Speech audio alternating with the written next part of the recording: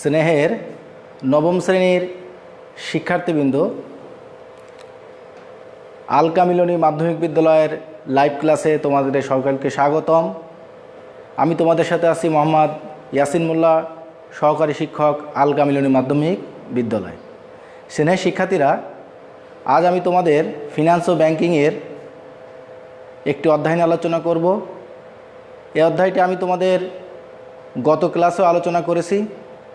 আজ আমি তোমাদের আরেকটু মনে করিয়ে দেওয়ার জন্য আমি একটি বিষয় তোমাদের সামনে একটু উপস্থাপন করব এবং কিছু প্রশ্ন করব। তোমরা এই প্রশ্নের উত্তর দিতে পারলে বুঝতে পারবে আজকে আমরা কি ক্লাস নিব। তো শিক্ষার্থী বন্ধুরা, তোমরা দেখো, এটা আসছে কত? 500 টাকার একটি নোট। এটা 1000 টাকার একটি নোট।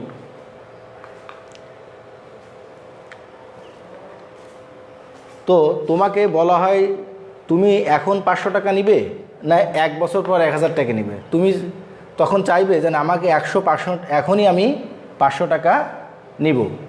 তাহলে এই যে তুমি বর্তমানটা গ্রহণ করতেছো, এই যে একটা সিদ্ধান্ত নিচ্ছ, বর্তমানের সিদ্ধান্ত, এই সিদ্ধান্তটার কারণ কি? এই সিদ্ধান্তের কারণটা কি? তো শিক্ষার্থীরা, তোমরা আলটিমেটলি বুঝতে পারছো যে আজকে আমরা কি আলোচনা করব তোমাদের সামনে? অর্থের সময় মূল্য। এই অর্থের সময় মূল্য আমি গত ক্লাসে তোমাদের 2টি শিখনফল অর্থাৎ নিয়ে আলোচনা করেছিলাম। আজ আমার ক্লাস শেষে তোমরা যে এই পাঠ শেষে শিক্ষার্থীরা আজ তোমরা অর্থের ভবিষ্যৎ মূল্য নির্ণয় করতে পারবে। এই পাঠ শেষে শিক্ষার্থীরা আজকে আমরা তোমরা অর্থের ভবিষ্যৎ মূল্য নির্ণয় করতে পারবে। অর্থের ভবিষ্যৎ মূল্য নির্ণয় করার আগে চলো আমরা দেখে নিই অর্থের ভবিষ্যৎ মূল্যটা কি। আজকের নির্ধারিত টাকা নির্দিষ্ট হারে কোথাও বিনিয়োগ করলে নির্দিষ্ট সময় পরে যে পরিমাণ টাকা পাওয়া যাবে তাকেই ভবিষ্যৎ মূল্য বলে। ভবিষ্যৎ মূল্য বলে অর্থাৎ তাহলে আজকের নির্ধারিত টাকা, যে টাকা নির্ধারণ আছে, এই নির্দিষ্ট হারে কোথাও, হার বলতে যেমন এটার 5% হতে পারে, সেটা 10% হতে পারে, 7% হতে পারে। তোমাকে যে আর্থিক প্রতিষ্ঠান, ব্যাংক যে পার্সেন্ট সুদে দেবে সেটাকে বলা হয়েছে। কোথাও বিনিয়োগ করলে নির্দিষ্ট সময় পরে যে পরিমাণ টাকা পাওয়া যাবে তাকেই ভবিষ্যৎ মূল্য বলে। এই ভবিষ্যৎ মূল্য দুইভাবে নির্ণীত হতে পারে। শিক্ষার্থীরা, এই ভবিষ্যৎ মূল্য কয়ভাবে নির্ণীত হতে পারে? দুইভাবে। এক আছে সরল সুদে, আরেকটা আছে কি চক্রবৃদ্ধি সুদে। চলো আমরা এখন বোর্ডে এই বিষয়টা একটু দেখে নিই। তো আরেকটা বিষয় তোমাদের বলি যে চক্রবৃদ্ধি সুদে কিন্তু আবার দুইভাবে নির্ণীত হতে পারে। সেটা আছে বছরে একবার সুদ ধার্য হলে আর বছরে একাধিকবার সুদ ধার্য হলে। তো শিক্ষার্থীরা, তাহলে দুইভাবে নির্ণীত হতে পারে। এক হচ্ছে সরল সুদে,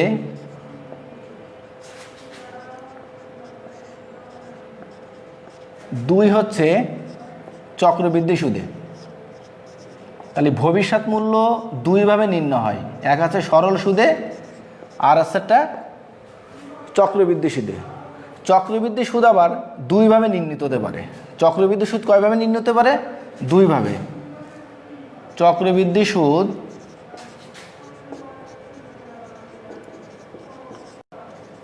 দুইভাবে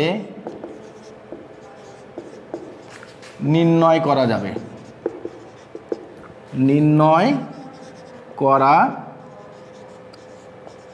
যাবে।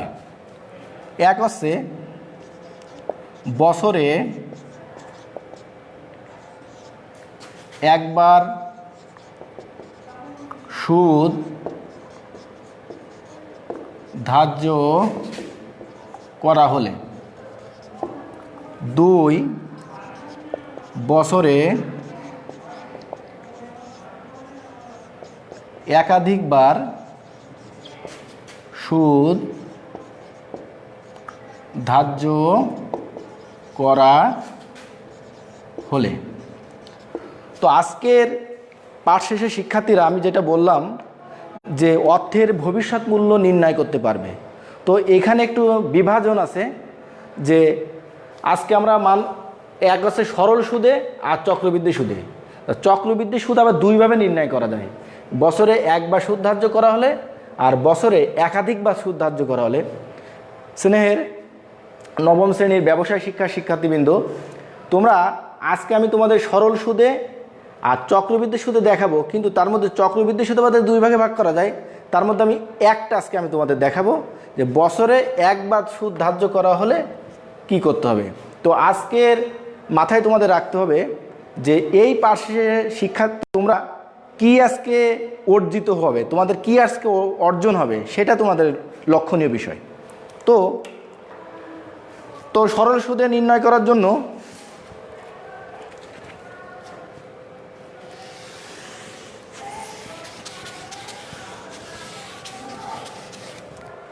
এখানে একটা সূত্র আছে, তোমরা একটু লিখে নাও।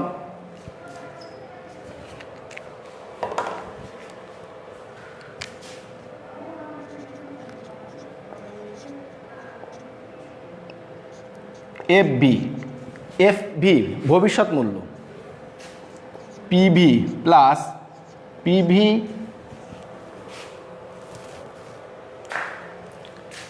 আর ইন্টু এন।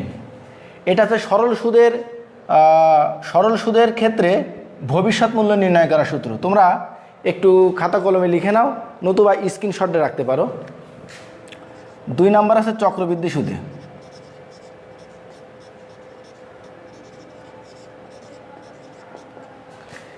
বছরে একটা শিখাবো বলেছি, বছরে একবার সুদ ধার্য করা হলে, এখানকার সূত্র হচ্ছে, এটাও তোমরা নোট করে নিতে পারো, পিভি ইন্টু 1 প্লাস আই। এখানে আই তোমরা ব্যবহার করো, এন না দিয়ে আই ব্যবহার করো, এখানে আছে এন। অর্থাৎ সরল সুদের ক্ষেত্রে এফবি মানে ভবিষ্যৎ মূল্য, পিভি হচ্ছে বর্তমান মূল্য, পিভি হচ্ছে বর্তমান মূল্য, আইতে ইন্টারেস্ট, আর এন হচ্ছে নাম্বার অফ ইয়ার্স। এখানে চক্রবৃদ্ধি সুদের ক্ষেত্রে বছরে একবার সুদ ধার্য করা হলে সূত্র হবে FB equal to PV into 1 plus I power N. শিক্ষার্থীরা, তোমরা এই সংক্ষিপ্ত যে নামগুলো আছে, এই সংক্ষিপ্ত নামগুলো আমি তোমাদের একটু লিখে দিই, তোমরা একটু দেখো। প্রথমে পিভি, একে বলা হয় ফিউচার ভ্যালু। তারপর হচ্ছে PB present value.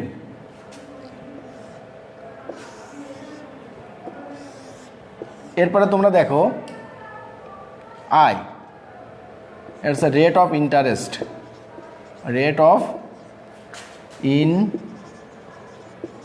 Interest. N তো আছে number of year, number of year. তো শিক্ষার্থীরা, তোমরা এই সংক্ষিপ্ত নামের পূর্ণ রূপ দেখে নাও। এফবি আছে ফিউচার ভ্যালু, পিবি আছে প্রেজেন্ট ভ্যালু, আই আছে রেট অফ ইন্টারেস্ট, আর এন আছে নাম্বার অফ ইয়ার্স। অর্থাৎ এটা ভবিষ্যৎ মূল্য, এটা বর্তমান মূল্য, এটা সুদের হার, এটা আছে নাম্বার অফ, অর্থাৎ বছরে তোমার মানে বছরকে বোঝানো হয়েছে এখানে। তো তোমরা খাতায় লিখে নিতেও পারো বা স্ক্রিনশট দিয়ে রাখতে পারো, পরবর্তী তোমরা লিখতে পারো।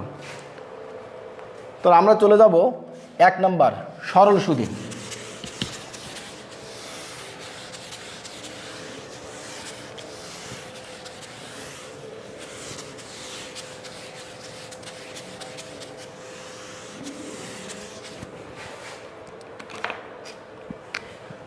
আমরা তোমাদের আজকের এখন আমি শিখাবো সেটা হচ্ছে সরল সুদ কীভাবে নির্ণয় করতে হয়। একটা অঙ্ক আমি তোমরা লিখে নিতে পারো। মিস্টার জহির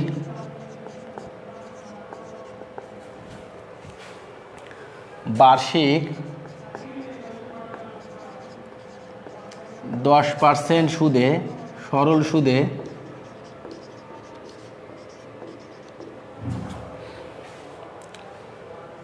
2000 টাকা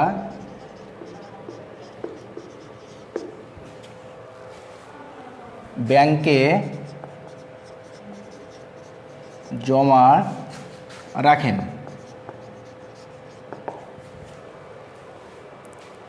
5 বছর পর তার হিসাবে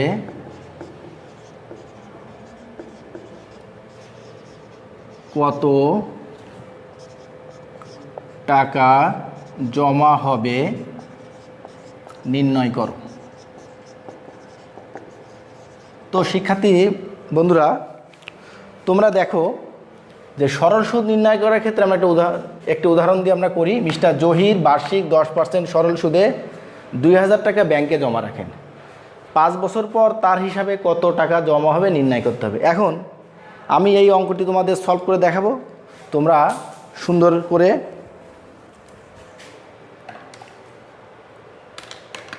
অঙ্কটি দেখো। তা প্রথমে লেখা আমরা জানি যেহেতু সরল সুদে আমরা নির্ণয় করছি, ভবিষ্যৎ মূল্য বোঝাই যাচ্ছে যে ভবিষ্যতে তার কত টাকা হবে। FB সমান PV plus PV into I into N।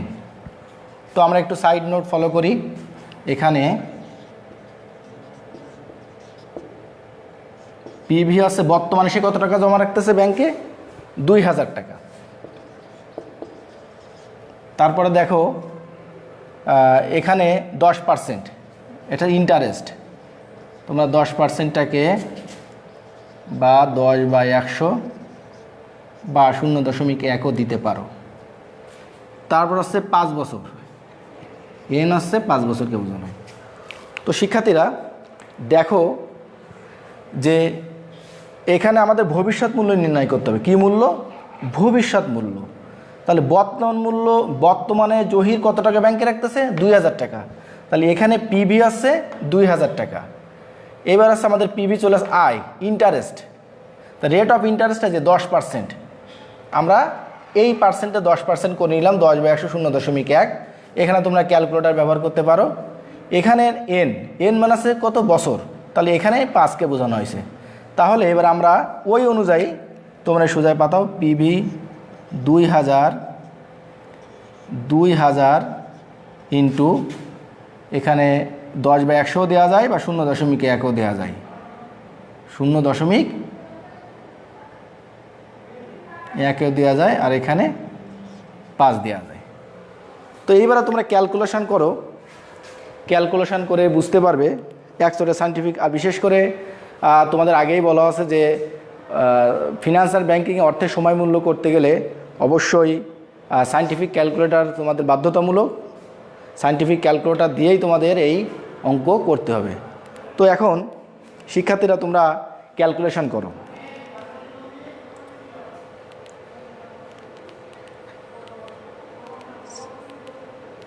তো ক্যালকুলেশন করে অবশ্যই তোমরা বের করতে পারছো। আমরা ক্যালকুলেশন পেলাম কত, 3000 টাকা। তো দেখো সরল সুদে কিন্তু সরল সুদে কিন্তু সুদের পরিমাণ কম হয়। তাহলে কত দাঁড়ালো, এটা দাঁড়ালো আছে তোমার চক্রবৃদ্ধি সরল সুদে দাঁড়ালো 3000 টাকা। সে ভবিষ্যতে 5 বছর পরে 10% সুদে 2000 টাকা ব্যাংকে জমা রাখলে 3000 টাকা পাবে। এখন এই অঙ্কটা তোমরা তুলে নাও। এখন এই অঙ্কটা যদি আমরা চক্রবৃদ্ধি সুদে করি, তো দেখো এখানে তোমরা আরেকটু পার্থক্য বুঝে যাবে। আমরা 2 নাম্বার চক্রবৃদ্ধি সুদে চলে আসি।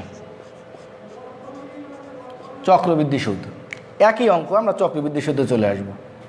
তো এখানে এইটুকু মুছে দিই, এটুকু সব ঠিক থাকবে।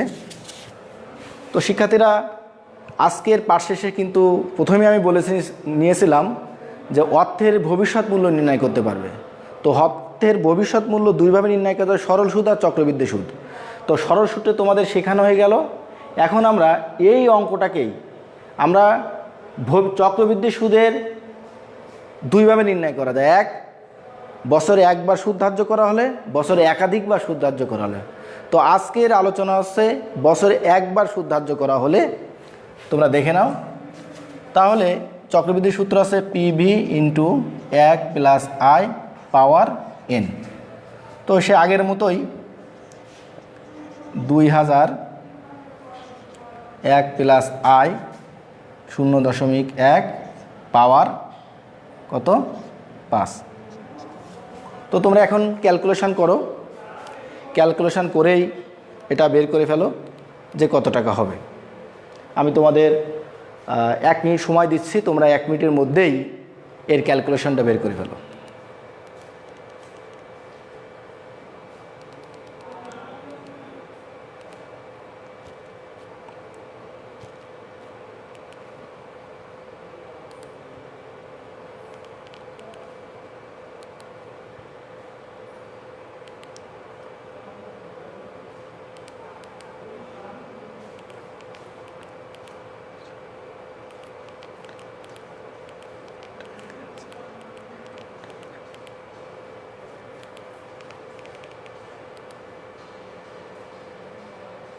তোমরা বের করতে পারছো? 3221.02 টাকা। দেখো তাহলে সরল সুদে বের হয়েছিল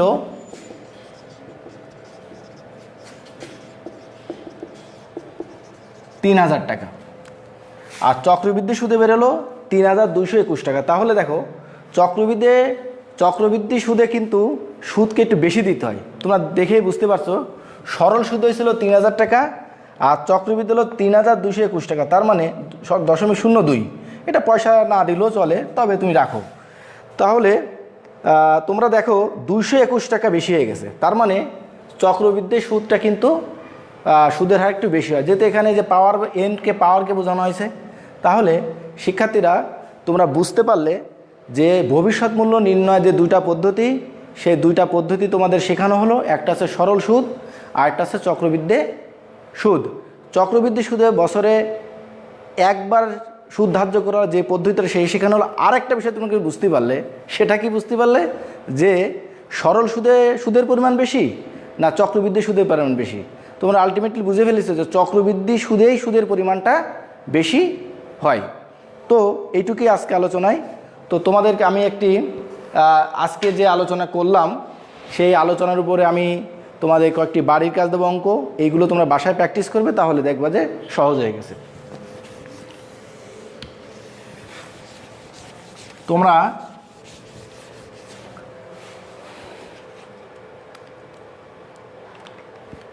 বাড়ির কাজটা দেখে নাও, লিখেও নিতে পারো বা স্ক্রিনশটও দিতে পারো। সম্ভবত স্ক্রিনশট দিলে বেশি ভালো হয়। মিস্টার জাবের 7% সরল সুদে 5000 টাকা ব্যাংকে জমা রাখে, 10 বছর পর সে কত টাকা পাবে নির্ণয় করো। জনাব সাব্বির 10% চক্রবৃদ্ধি সুদে 3000 টাকা ব্যাংকে জমা রাখে, 6 বছর পর তার হিসাবে কত টাকা জমা হবে নির্ণয় করো। বর্তমানের 50,000 টাকা 12.5% চক্রবৃদ্ধি সুদে 10 বছর পর কত টাকা হবে নির্ণয় করো। শতকরা 13.5% হারে বর্তমানে 1,50,000 টাকার 5 বছর পরের মূল্য কত টাকা হবে নির্ণয় করো। এটা তোমরা বুঝতে পারবে যে কোনটা সরল সুদে আর কোনটা চক্রবৃদ্ধি সুদে। এই 4টি অঙ্ক তোমরা বাসা থেকে প্র্যাকটিস করবে। প্র্যাকটিস করার পর এটা তোমরা স্কুলের মেসেঞ্জারের দিয়ে অঙ্ক করে পাঠিয়ে দেবে, আমি তোমাদের দেখে দেব। তো তোমরা অবশ্যই তুলে নেবে। আর সবাইকে ধন্যবাদ জানিয়ে আজকের ক্লাস এই পর্যন্তই।